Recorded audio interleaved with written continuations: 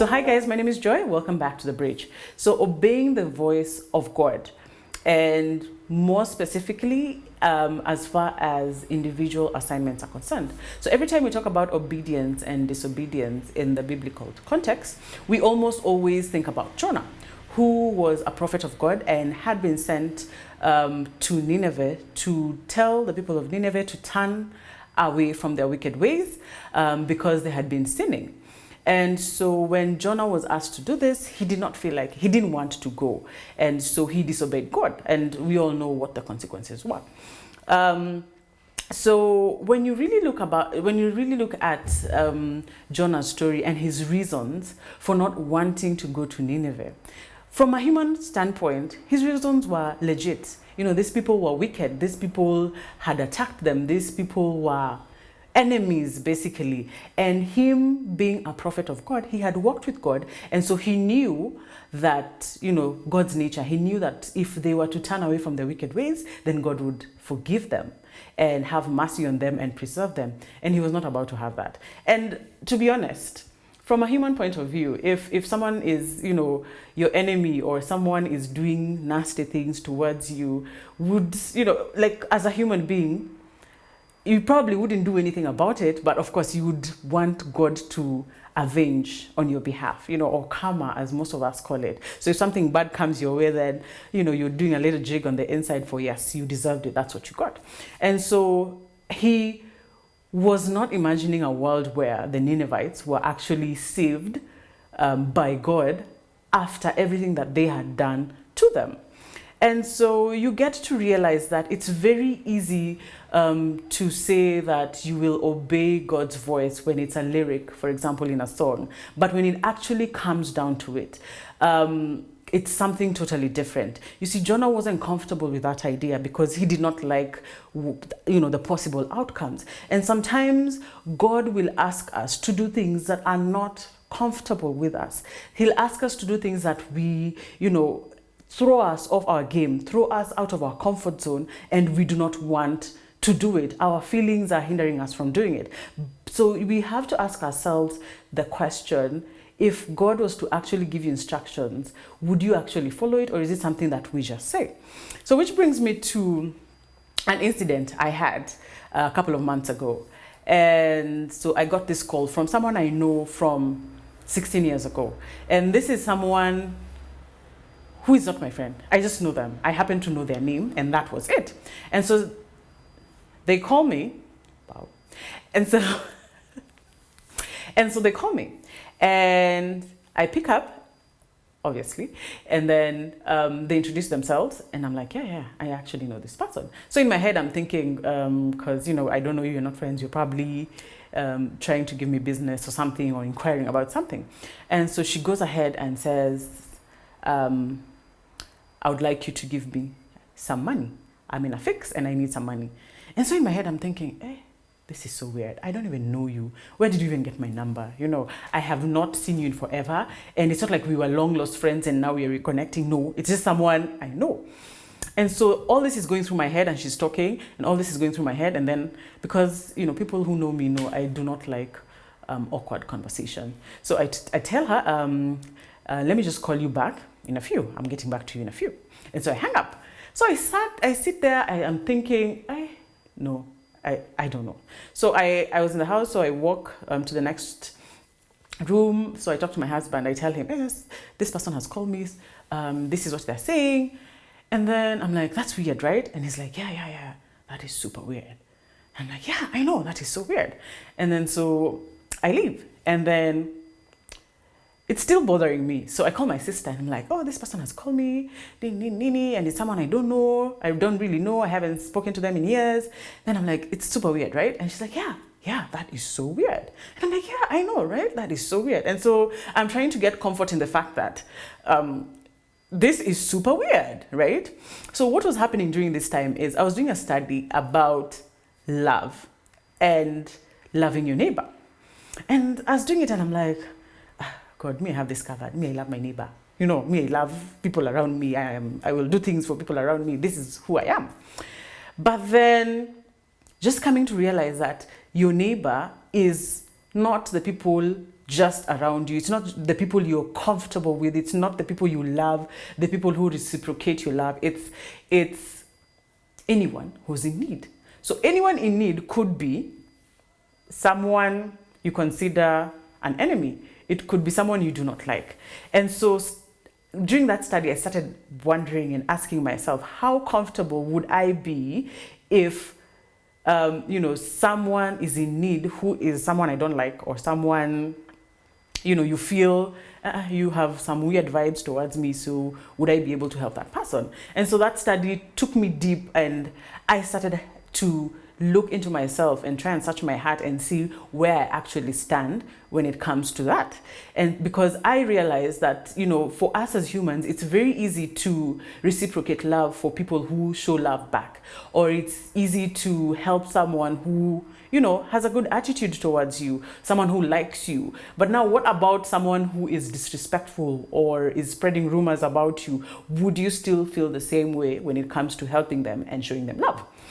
And so that's what I was going through at that time. And so just getting to internalize that a neighbor is anyone and everyone who's in need. So I slept. I woke up the next day, that whole conversation was still bothering me, right? So I was having, I couldn't just let it go. So I'm like, why did this chick ask me for money? And then, because now you're thinking, hey, this one must be trying to con you. Doesn't she have friends? Those are the things you ask yourself. Because if I'm not in your circle, if you have not seen me for 16, hey, we were not even friends. So why? So what happened was I was so restless, and I started wondering, is this God?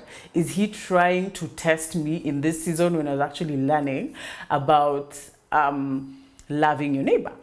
And so I was not at peace. It was bothering me. So the next thing I did is I called this person. So I called them. Oh yes, the previous day I texted them now later, and I told them, hi, I am not able to, I'm sorry, unfortunately, I'm not in a position to help you. So, yeah, thanks. And she's like, yeah, thank you, no problem. Thanks for trying. So the next day I am still not at peace. And I thought, that story would have ended by then, but I'm not at peace. So I decided, no, let me call this person. So I called them, and I'm like, and I have so many questions. And I asked them, so where did you get my number from? And why me? Why did you call me? Because I'm thinking at that point, me of all the people, I am not your friend. I don't even know where you got my number from. 16 years ago, I did not have this number. So why me? And she's like, I just thought about you, and I was like, I have Joy's number. Let me call Joy. Maybe she can help. And I'm like, you don't have my number. Like, I didn't give you my number. So where did you get my number from? But she called, and I feel her explanation was not good enough, honestly, for me at that point. But I couldn't let it go. And I was like, you know what, Lord? I strongly feel that this is you telling me something. And so long as I'm not doing it, I am not at peace. So I go. I tell her, you know what, I am going to send you the money. And in that moment, it's not like I had it, like I had it, but it had use. Like every money we have, it had use. I was like, you know what, I am not going to have peace. So let me just send this money. And I sent her that money. And so when I sent her that money, she was very grateful. She was like, oh, thank you very much. I was in a fix. I should be able to sort you in 3-4 months. But in that moment, I knew I did not want that refund, because this was not even about her. For me, it was about obeying what in that moment I felt strongly was God's voice. And believe it or not, after I gave her the money, I was at peace. I totally forgot about that issue. And then it was months later when I was actually just praying, and God brought it back to me that, I had tested you with this during this time, and you actually obeyed my voice.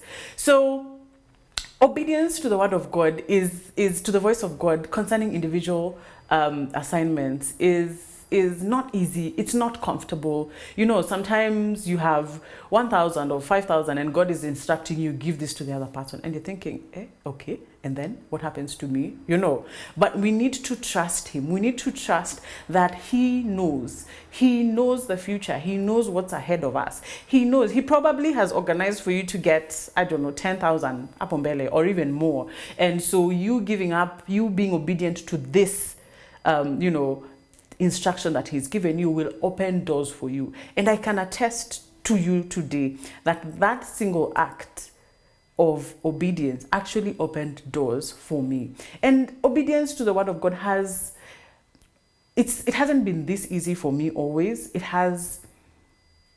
It's a struggle sometimes because you are fighting with your feelings, you are fighting with your wants, you're fighting with what is comfortable, you are fighting to stay in your comfort zone, and God is just trying to uproot you from that place and just take you somewhere else.